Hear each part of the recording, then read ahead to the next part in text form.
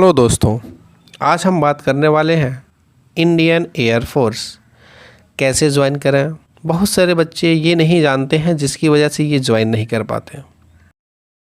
आज हम बात करेंगे एक्स और वाई ग्रुप क्या है, इनमें कौन से ट्रेड होते हैं, इनकी सैलरी कितनी है, सिलेक्शन कैसे होता है, परीक्षा पैटर्न क्या है, इनकी सैलरी कितनी है, उम्र कितनी होनी चाहिए, रिटायरमेंट की उम्र क्या है, सिलेक्शन के बाद कौन कौन रैंक होता है, प्रमोशन कैसे होता है। आज हम एक्स और वाई ग्रुप में सिलेक्शन के बारे में बात करेंगे। हम इंडियन एयर फोर्स को ऑफिसर और नॉन ऑफिसर के रूप में ज्वाइन कर सकते हैं। नॉन ऑफिसर को एयरमैन कहते हैं। इनकी परीक्षा ऑनलाइन होती है। परीक्षा में नकारात्मक अंक होते हैं। अब अप्लाई करना और ज्वाइन करना बहुत ही आसान हो गया है। एक्स ग्रुप में सभी टेक्निकल ट्रेड होते हैं और वाई ग्रुप में नॉन टेक्निकल ट्रेड होते हैं। एक्स ग्रुप में जो टेक्निकल ट्रेड होते हैं वो automobile fitter, electrician fitter, electronics fitter, mechanical fitter, structure fitter, population fitter, workshop fitter technical, weapon fitter और इसमें एक नॉन टेक्निकल ट्रेड होता है एजुकेशनल इंस्ट्रक्चर। और वाई ग्रुप में कम्युनिकेशन टेक्नीशियन और ऑटोमोबाइल टेक्नीशियन होते हैं। इनके बाद इनके सभी ट्रेड नॉन टेक्निकल ट्रेड होते हैं जो हैं admin assistant, account assistant, medical assistant, logistic assistant, environment support service assistant, op assistant, metrologic assistant, ground training assistant, Indian air force police, Indian air force security आदि। एक्स और वाई ग्रुप की परीक्षा साल में 2 बार करवाई जाती है। पहली सर्किल की परीक्षा 1 से 15 जनवरी के बीच नोटिफिकेशन आता है। परीक्षा 15 से 30 मार्च के बीच होता है और रिजल्ट 10 अप्रैल के आसपास आता है। फेज 2 पीएफटी और एबिलिटी टेस्ट मई में और मेडिकल जुलाई में तथा प्रोविजनल लिस्ट 31 अक्टूबर को और इन्वायरमेंट लिस्ट 10 दिसंबर को जारी की जाती है। इसके साथ ही ज्वाइनिंग लेटर मिलता है और इनकी ट्रेनिंग जनवरी के पहले सप्ताह में शुरू हो जाती है। दूसरी साइकिल का नोटिफिकेशन 1 से 15 जुलाई के बीच आता है, जिनका ऑनलाइन एग्ज़ाम 15 से 30 सितंबर के बीच होता है। रिजल्ट 10 अक्टूबर को, पीएफटी और एबिलिटी टेस्ट नवंबर में तथा मेडिकल जनवरी में और प्रोविजनल लिस्ट 30 अप्रैल को, एनवायरनमेंट लिस्ट 10 जून को जारी होती है। ट्रेनिंग जुलाई के पहले सप्ताह में शुरू हो जाती है, लेकिन शर्त यह है कि आप अनमैरिड होने चाहिए और आपकी उम्र 16 से 20 वर्ष के बीच होनी चाहिए। ज्वाइनिंग के समय आपकी उम्र 17 से 21 साल के बीच में होनी चाहिए। एजुकेशनल इंस्ट्रक्चर के लिए आप ग्रेजुएट हों और उम्र 19 से 24 के बीच हो सकती है। यदि आप पोस्ट ग्रेजुएट हैं तो उम्र 19 से 27 के बीच हो सकती है। एक्स ग्रुप के लिए यह आवश्यक है कि आप 12वीं मैथ से किए हों और उसमें 50% अंक हों और अंग्रेजी में भी 50% अंक हो। यदि आपने किसी भी ट्रेड से डिप्लोमा किया हो तो उसमें 50% अंक हों और उनमें अंग्रेजी हो तो 50% अंक, नहीं तो उसके पहले वाली परीक्षा में अंग्रेजी में 50% अंक हों। वाई ग्रुप के लिए आप किसी भी विषय से 12वीं पास किए हो, उसमें 50% अंक होना चाहिए और यदि उसमें विषय के रूप में अंग्रेजी है तो 50% अंक प्राप्त किए हो और उसके बाद आप 2 साल के ओकेशनल कोर्स जैसे ITI, fashion designing, musical, agriculture आदि का कोई ओकेशनल कोर्स 50% मार्क के साथ पास किया हो। यदि उसमें विषय के रूप में अंग्रेजी है तो 50% अंक होने चाहिए और यदि उसमें अंग्रेजी नहीं है तो उसके पहले वाले परीक्षा में अंग्रेजी में 50% अंक होने चाहिए।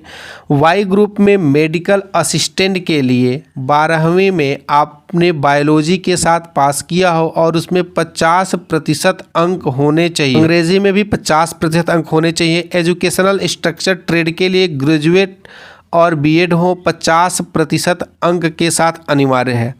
एजुकेशनल स्टूडेंट्स की भर्ती परीक्षा के लिए माध्यम से नहीं होती है बल्कि रैली भर्ती परीक्षा के माध्यम से होती है, जो पश्चिम के राज्यों में रैली भर्तियों के माध्यम से कराई जाती है।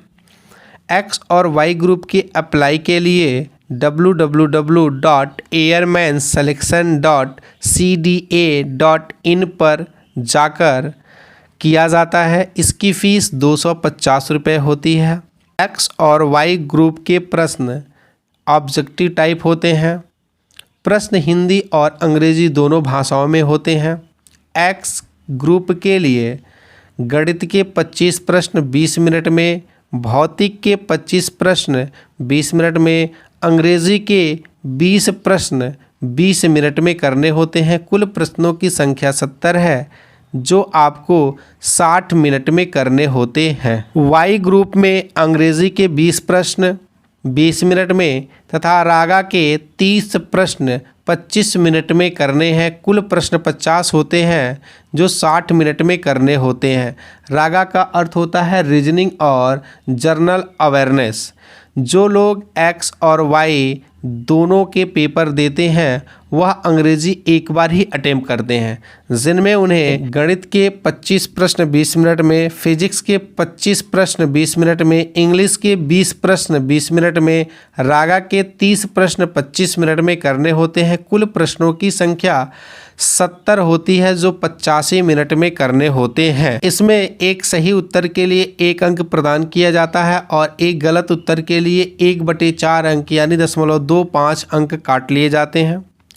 जो लोग फेज़ 1 में पास हो जाते हैं उन्हें फेज़ 2 के लिए बुलाया जाता है, जहां फिजिकल फिटनेस टेस्ट होता है, जिसमें 1.6 किलोमीटर की दूरी 6 मिनट 30 सेकंड में पार करनी होती है। इसके बाद 10 पुशअप होता है, फिर 10 स्टे अप होता है, फिर 20 उठक बैठक होती है। एबिलिटी टेस्ट 1 जिसमें डीएफटी 20 प्रश्न 15 मिनट में करने होते हैं। ये सभी प्रश्न अंग्रेजी में होते हैं। फिर एसआईटी होता है जिसे सिचुएशन रिएक्शन टेस्ट कहते हैं, जिनमें 45 प्रश्न होते हैं, 30 मिनट में करने होते हैं। इन 45 प्रश्नों में 15 प्रश्न रीजनिंग के तथा अन्य शेष 30 प्रश्न सिचुएशन के हिसाब से करने होते हैं। एबिलिटी टेस्ट 2 जिसमें ग्रुप डिस्कशन होता है। फेज़ 2 में होने वाला ये तीनों टास्क सिर्फ क्वालिफाइंग होता है, इनका कोई मार्क परीक्षा में नहीं जोड़ता है।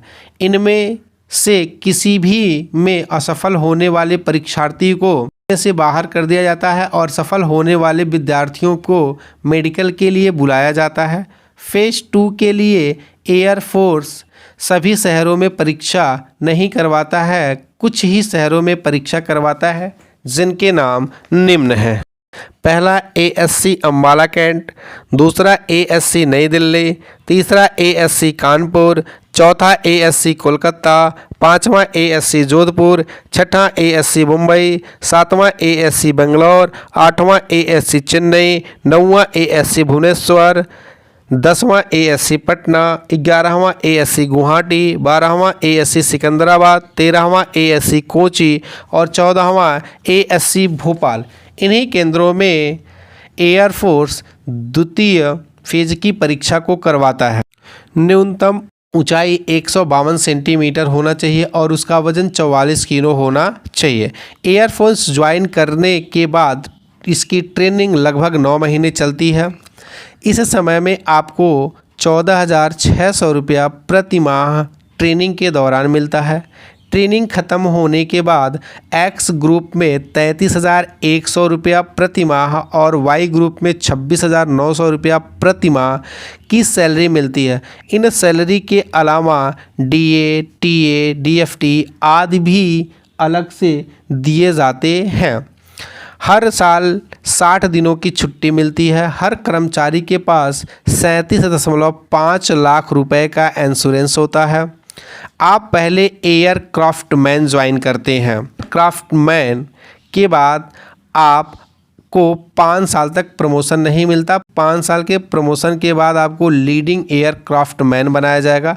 इस लीडिंग एयरक्राफ्टमैन के लिए आपको 5 साल के अंदर एक परीक्षा को पास करना होगा। वह परीक्षा आपने शुरू में ही पास कर लिया, फिर भी आपको 5 साल बाद ही प्रमोशन मिलेगा, और अगर 5 साल में पास किया तब भी प्रमोशन आपको 5 साल बाद ही मिलेगा। इसके बाद आपको कारपोरल बनाते हैं, और कारपोरल के बाद फिर 5 साल के बाद आपको सर्जेंट बनाते हैं। इसके बाद के पद हैं जूनियर कमीशन ऑफिसर का, फिर जूनियर वारंट ऑफिसर का, फिर वारंट ऑफिसर का, फिर मास्टर वारंट ऑफिसर का। इन सभी के लिए आपको प्रमोशन विगत की तरह नहीं मिलता है। इनके लिए आपको परीक्षा पास करनी होती है। वह परीक्षा उस समय उस रेजिमेंट में खाली रिक्त स्थानों के आधार पर देते हैं। इनमें प्रमोशन होता है। यहाँ परीक्षा देकर आप धीरे धीरे प्रमोट हो सकते हैं। आप जब एयरफोर्स ज्वाइन करते हैं तो आपको 20 साल के लिए बॉन्ड साइन करवाया जाता है, और 20 साल तक जितने प्रमोट होते हैं आपकी सैलरी में इंक्लूड किया जाता है। अन्य भी एयरफोर्स में अन्य भी कुछ फ़ायदे हैं, जैसे मेडिकल फिटनेस, परिवार के लिए मेडिकल फिटनेस, बच्चों की पढ़ाई का खर्च, बच्चों के राशन का खर्च, बच्चों के रहने का खर्च आदि बहुत सारी सुख सुविधाएं एयरफोर्स में हैं, जो कि हमारे लिए बहुत ही उचित हैं। यदि ये जानकारी आपको अच्छी लगी हो तो हमारे चैनल को सब्सक्राइब करें, वीडियो लाइक करें।